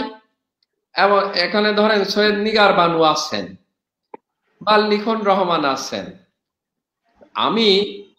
তারা কিন্তু জ্ঞানে ভালো, কিন্তু তথ্য সংগ্রহে ভালো কিনা সেটা কিন্তু আমি জানি না। এবং এক্ষেত্রে আমার কিছু কৌশল আছে। আমি নেব জেলা শিশু বিষয়ক কর্মকর্তা আবুল আলম, বর্তমানে খুলনায় কর্মরত, একজন ব্যাংক অফিসার সিদ্দিকুর রহমান, তার কাজ কি? সিদ্দিক ঝগড়া বাঁধাতে পটু। আমরা আগে তথ্য নেই যে এই মসজিদ কে দেখাশোনা করছেন, কাগজপত্র কার কাছে আছে, এই পুরানো মসজিদ ধরেন শুনলাম যে হাজী সাহেব আর গাজী সাহেবের কাছে। সিদ্দিক গিয়ে হাজী সাহেবকে বলবে, আরে গাজী সাহেব বলছিল হাজী সাহেব কিসের হাজী, ও নাকি জমি জমা সব ফাঁকি দিয়ে নেয় মসজিদের। গাজী সাহেব তো রাগ করবেন, আরে ও কি ও বললো হবে, আমার কাছে কাগজ আছে। আমরা তো ওইটাই চাই। কাগজ বের করলো, আমার ক্যামেরা চোখ মেলে তাকালো, আমার রেকর্ডার কথাগুলো রেকর্ড করা শুরু করলো। ওই একই কথা তিনি আবার হাজী সাহেবকে গিয়ে বলবেন, যে কথা গাজীকে বলছেন সেই কথা হাজীকে বলছেন। ফলে দুই পক্ষের কাগজপত্র যা, সেগুলো কিন্তু আমরা পেয়ে গেলাম। এছাড়া পুরানো দলিল দস্তাবেজ, এটা আগেই বলেছি যে ভালোবাসার আনন্দ, যে কাজে কষ্ট বেশি যত, তাতে আনন্দ তত বেশি। পিঠ দলিল দেখে দেখে আচার্য প্রফুল্ল চন্দ্রের 25 পুরুষ উদ্ধার করতে পেরেছিলাম। সে রাত্রি ঘুম আসেনি, কেননা আমার বংশ তালিকা আমি সর্বোচ্চ অনেক চেষ্টা করার পরে 6 পুরুষ পর্যন্ত পেয়েছি। দলিলের পরে দলিল জমি আসছে, এবং আচার্য প্রফুল্ল চন্দ্রের 25 পুরুষ যখন আমি বংশলতিকা তৈরি করতে পারলাম, ঘুমানো কি সম্ভব? এখন এগুলো হচ্ছে কাজের আনন্দ। তাই তথ্য যাচাই বাছাই না করে সেটি লেখাও যেমন সহজ নয়, আবার পাওয়াটাও কঠিন।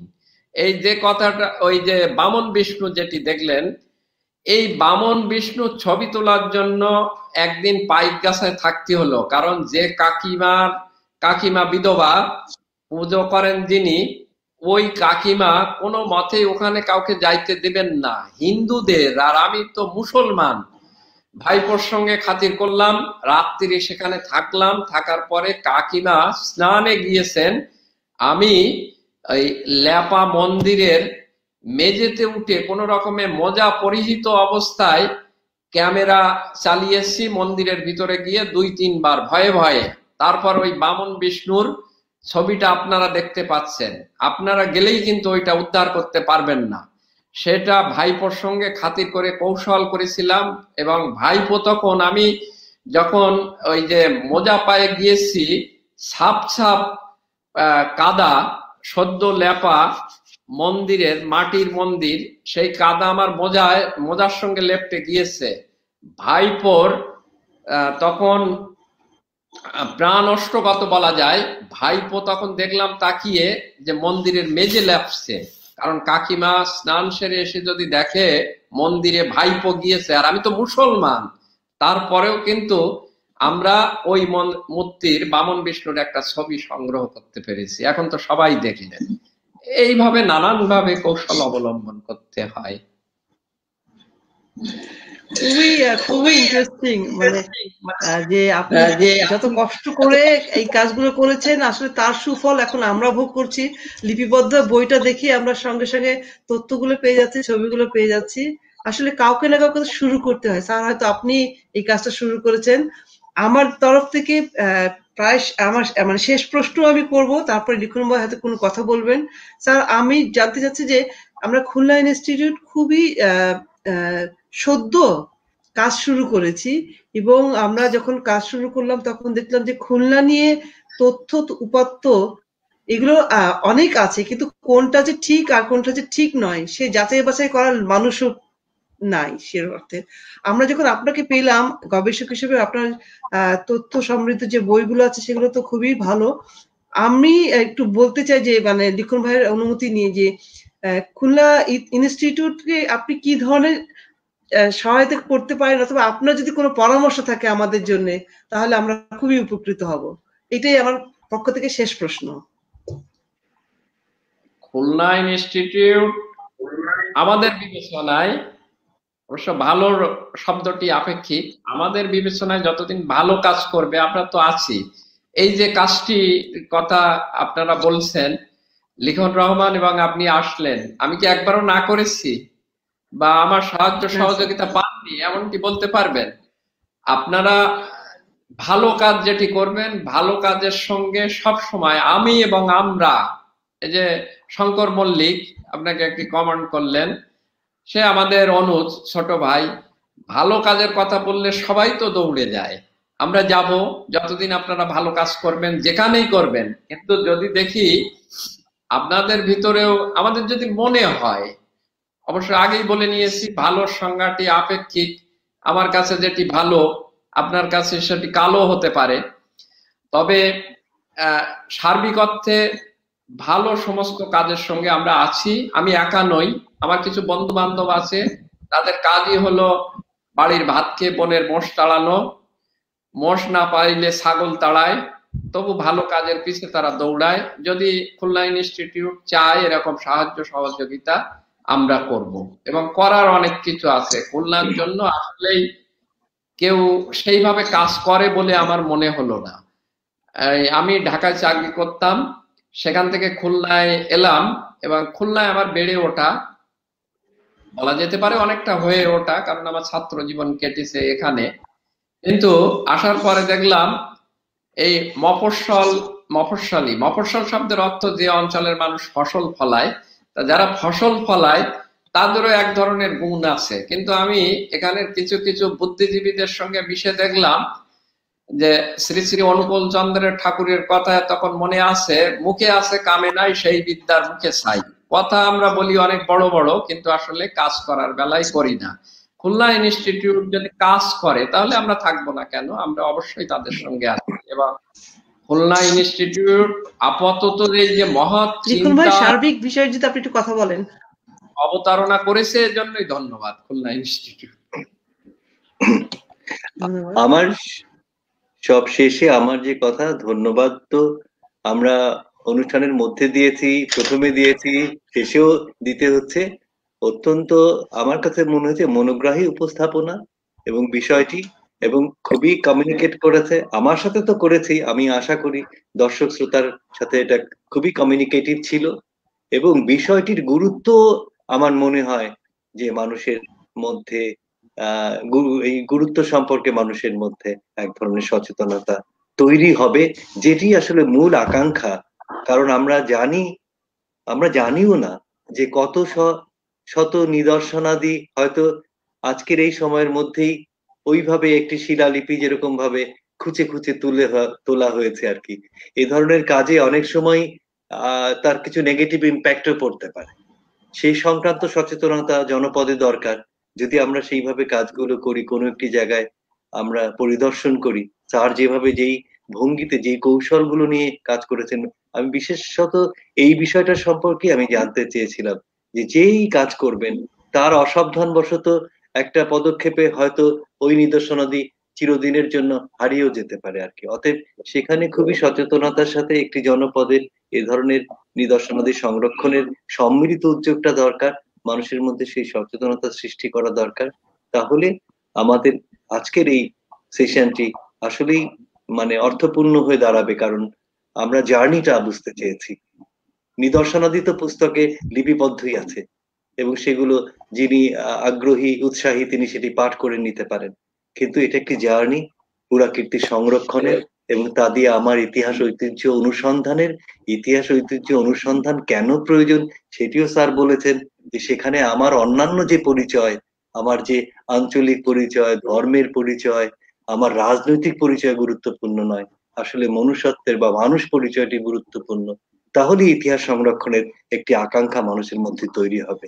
ইতিহাস নিয়ে তখন রাজনীতিকরণের বিষয়টি থাকবে না, যে এই ইতিহাস আমাদের জন্য গ্রাহ্য, এই ইতিহাস আমাদের জন্য অগ্রাহ্য, এই যে মানে বিভক্তি, এই ডিকোটমিটি মানুষের চিন্তায় থাকবে না। অনেক শিক্ষিত মানুষের মধ্যেও এগুলো আছে, প্রচলিত আছে, যে হিন্দুদের এই সমস্ত বিষয় আমাদের কেন ধারণ করতে হবে, অথবা মুসলমানদের এই বিষয় কেন আমাদের আসলে বাঙালি সংস্কৃতির মধ্যে অন্তর্ভুক্ত হতে হবে। এই নিয়ে মানে বাদানুবাদের শেষটাই মানে আমাদের কি বলা যায় যে পণ্ডিত জনের মধ্যে এবং বিভিন্ন আলোচনার মধ্যে। সেক্ষেত্রে উনি যে একটা সহজ এবং সরল সুর প্রতিধ্বনিত করলেন, আমি নিজে মুগ্ধ। এবং এই আলোচনাটি আমার মনে হয়েছে যে সবার কাছে সেইভাবে পৌঁছবে। স্যারকে অজস্র ধন্যবাদ, নিগারকে ধন্যবাদ আমাকে সংযুক্ত করার জন্য, দর্শক শ্রোতাদের ধন্যবাদ। তবে আমি বিদায় নেবার আগে স্যারের কাছে একটি অনুরোধ করব যে স্যার, যেহেতু আপনি এবার খুলনার পুরাকীর্তি নিয়ে আলোচনা করলেন, কিন্তু যেহেতু বৃহত্তর খুলনা যদি বলি, তাহলে সাতক্ষীরার পুরাকীর্তি নিয়ে আপনি আর একদিন একটা সেশনে আমাদের সঙ্গে আসবেন এবং এই বিষয়ে আপনার কথা বলবেন। সেটা আমি আগেই আপনাকে আমন্ত্রণ জানিয়ে রাখছি।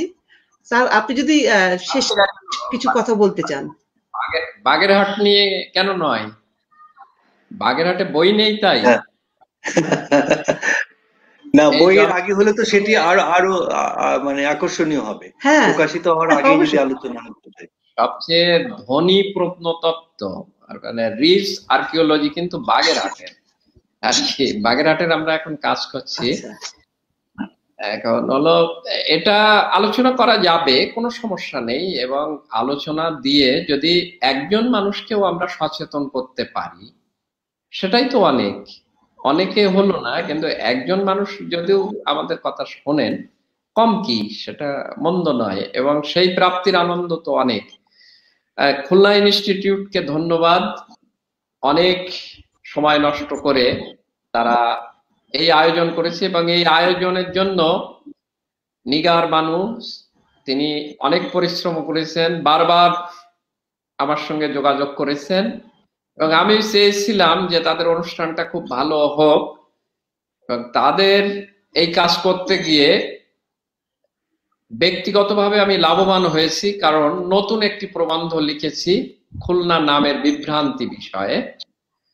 এটি নতুন একটি কাজ হলো। তাদের এই কাজটি যদি না করতাম তাহলে ওই লেখাটা হয়তো হতো না। খুলনা ইনস্টিটিউট এগিয়ে যাক, এবং বললাম ভালো কাজের জন্য আমরা সবসময় আছি। খুলনা ইনস্টিটিউট ভালো কাজ করুক, তাদেরকে স্যালুট। স্যার, শুধু আমরা নই, দর্শকরা কিন্তু আপনার কথা আরো শুনতে চায়। এই যে মোনালিসা পৃথা, উনি শুধু আমেরিকা থেকে বলছেন যে আমরা স্যারের কথা আরো শুনতে চাই।